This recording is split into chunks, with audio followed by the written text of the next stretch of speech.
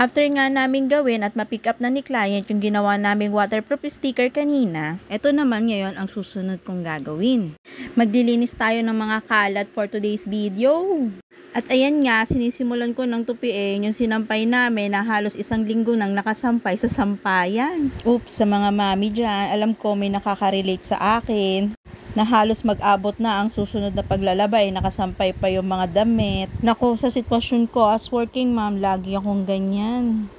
Halos madalas nga na naabot talaga ng 1 linggo yung mga damit namin sa sampayan. Paano ba naman sa ating mga mami? Parang kulang talaga ang 24 oras. Kaya siguro lagi tayong tinutuyong mga mami kasi hindi talaga natin natatapos ang mga gawaing bahay. Pasintabi nga po pala sa likod ko na malapad.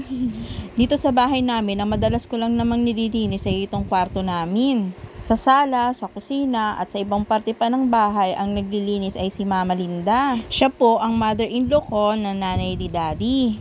At siya rin po ang nag-aalaga at nagbabantay sa mga anak namin kapag wala kami ni Daddy.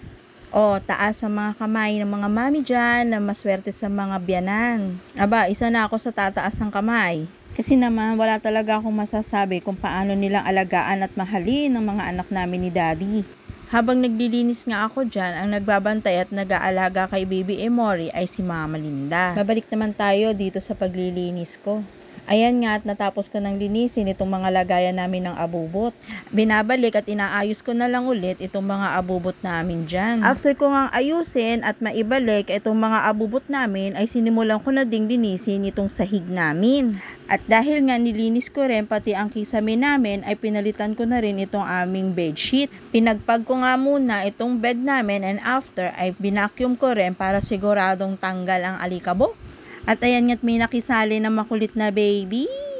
Gustong gusto talaga niya yung mga ganyang laro. Tuwang-tuwa talaga siya pagka ganyan ang mga laro namin.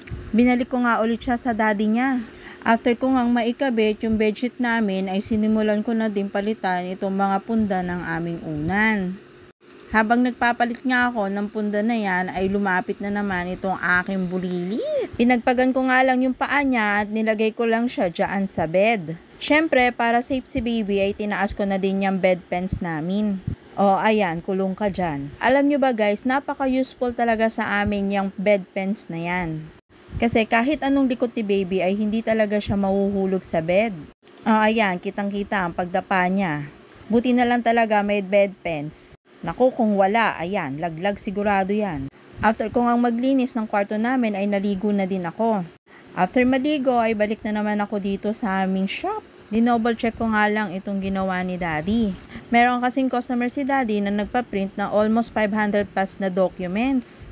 After ko nga ma-double check at mabilang itong mga pinrint out ni Daddy ay kailangan ko itong balutin para kapag ka-deliver na kay client ay okay na. At ito nga ang kaganapan ng buong Holy Thursday ko. O siya mga mami and daddy, bye-bye na muna for today's video. Paki-follow na rin po ang aming page, Ara Printing Shop and Ara Pa. Thank you for watching. Bye!